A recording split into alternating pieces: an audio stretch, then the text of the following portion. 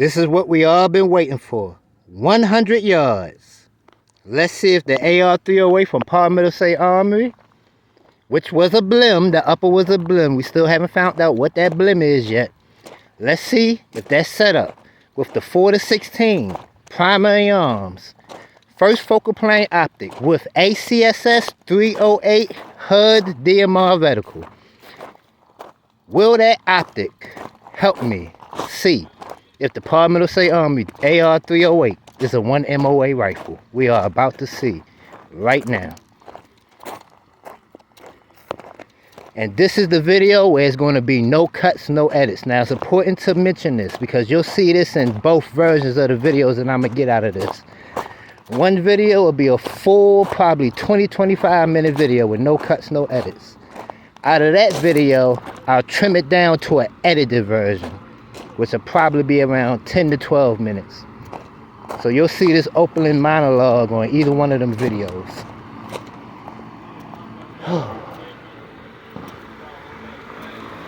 Been a long time since we got an optic to put on this damn rifle. This rifle been sitting in the safe for about a year with no optic on it. Now we finally got an optic. We can see what we really got with this. Whew. Fucking hot too. God. Ooh.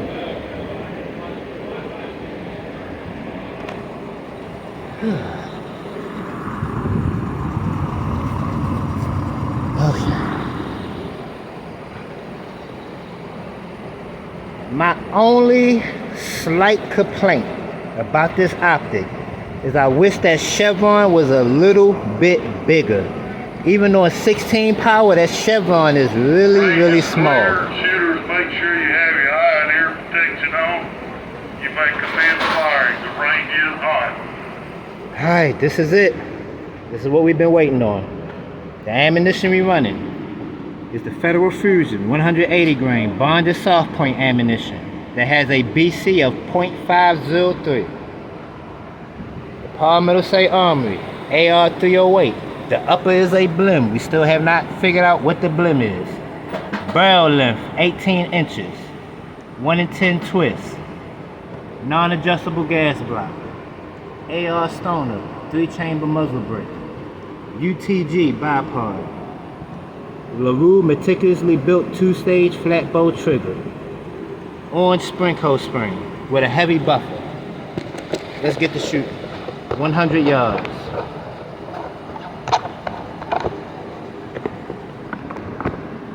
Is it a 1 MOA rifle? Let's see.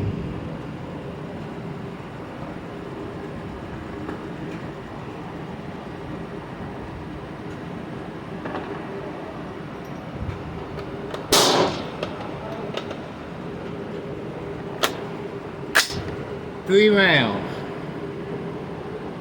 Center of the bullseye. 16 power.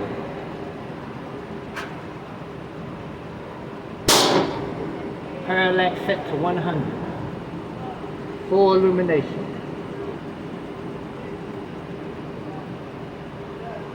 Breathe in through the nose. Exhale through the mouth.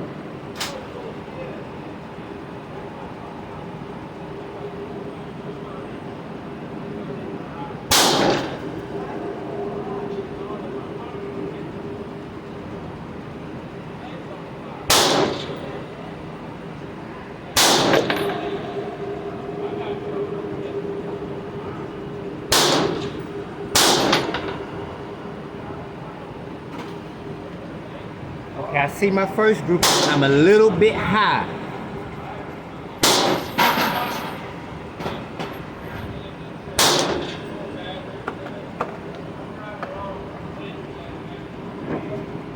I think this is how I'm going to do this video.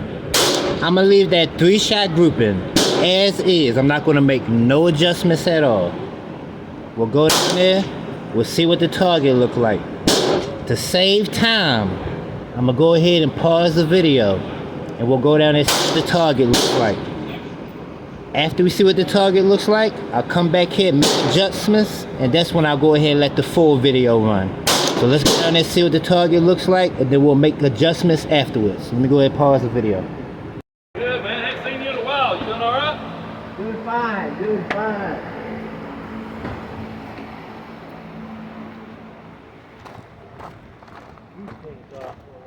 Okay, so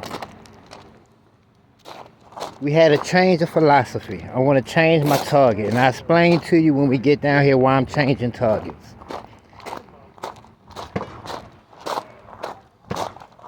With that ACSS reticle, the chevron, what you're zeroing off of, it's small. Maybe it's intended to be small for precision, so I'm not complaining, but it is very small. And what's happening at 100 yards is, as I'm aiming in the center of the red bullseye, I'm not able to aim at a very precise aiming point. So I'm basically just holding that chevron inside of this red circle you're about to see and hoping for the best. And this is what we got right here. So we are hitting a little high, but that's a decent grouping though. So with that chevron and the ACS, I'm just kind of holding right here in the middle and hoping for the best. I'm going to actually change targets. Let me show you the target that I'm going to use now and how I'm going to go ahead and finish out this grouping. This is the target that I'm going to use. And my aiming point is going to be right here. Right there. I'm going to put that chevron tip right there. Matter of fact, I might use this little cross section right here. That's going to be my aiming point. I'm going to put that chevron tip right here. And that's where I'm going to zero this rifle at. I'm going to use that point right there. Let's go back to the table. And as we're walking to the table, I pause the video until we get ready to start shooting. Try to keep this video as short as possible. Okay, let's rehash what we're going to do this volley. Okay, my aiming point on the target that's downrange is going to be that intersection right there. I'm going to put that chevron tip right there. If too much clutter gets in that area, we'll move over to this spot. But regardless, my chevron will be sitting right on the intersection, right there. Aim small, miss small. See, I'll be paying attention. Aim small, miss small. Let's get to shooting.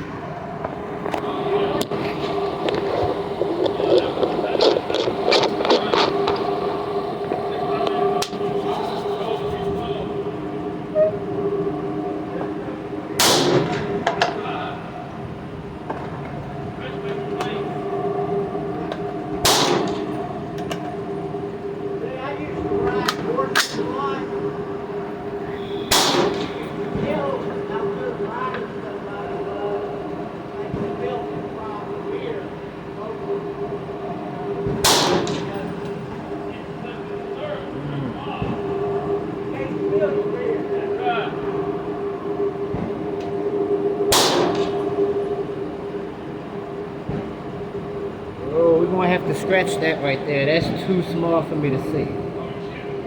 So I'm just gonna aim for the bullseye. That little intersection way too small for me to see accurate. I'd be better off just aiming for that bullseye. Yeah. It sounded good until I came down here and actually looked through the optic. It sounded good. So we aiming for the bullseye. And based off that last target, it looks like I need to come down 2.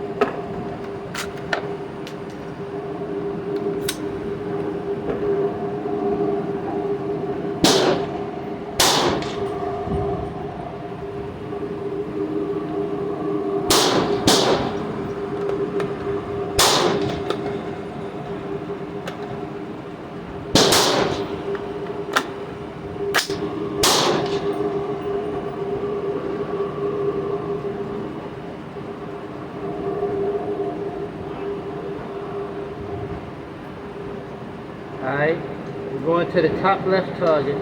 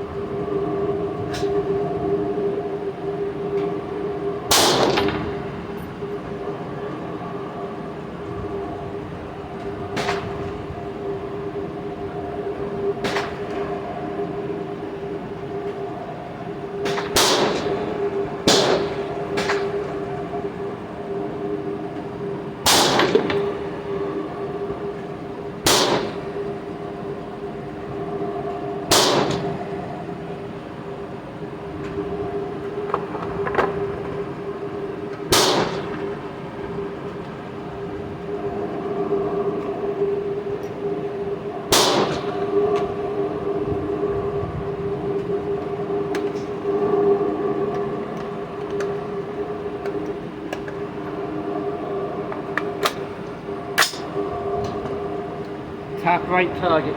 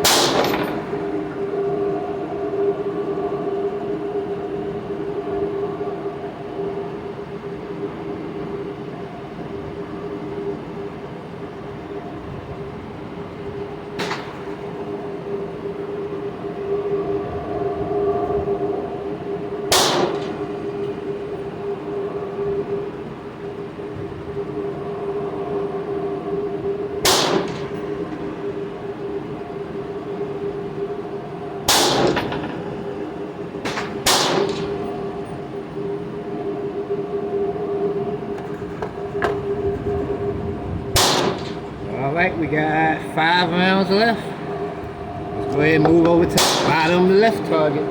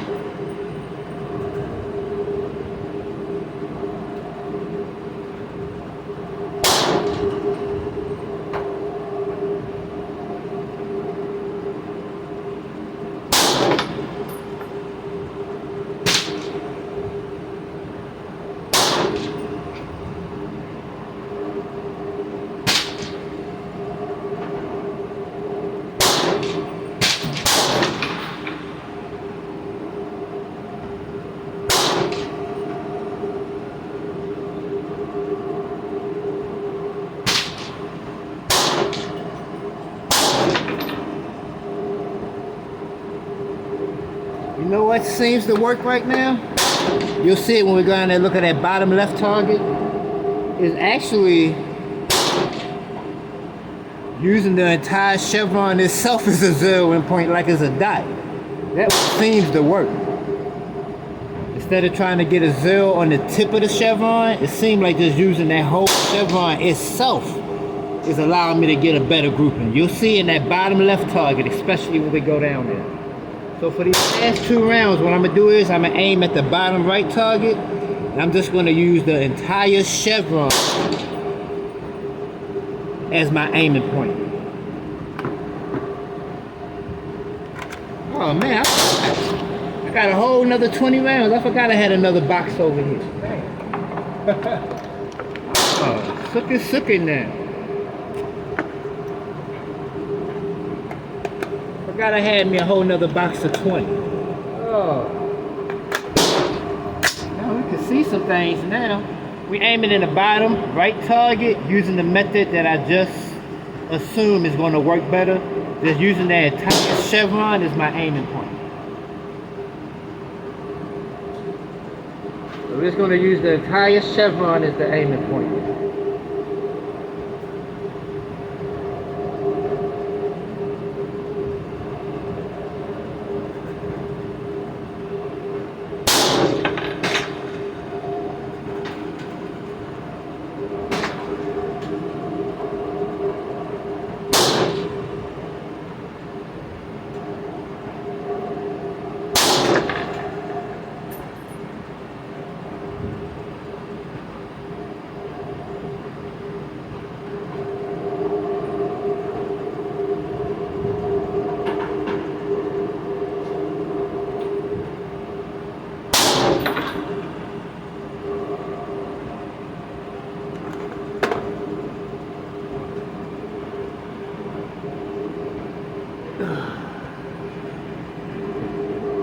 We'll pause the video, go and let's see what the target look like.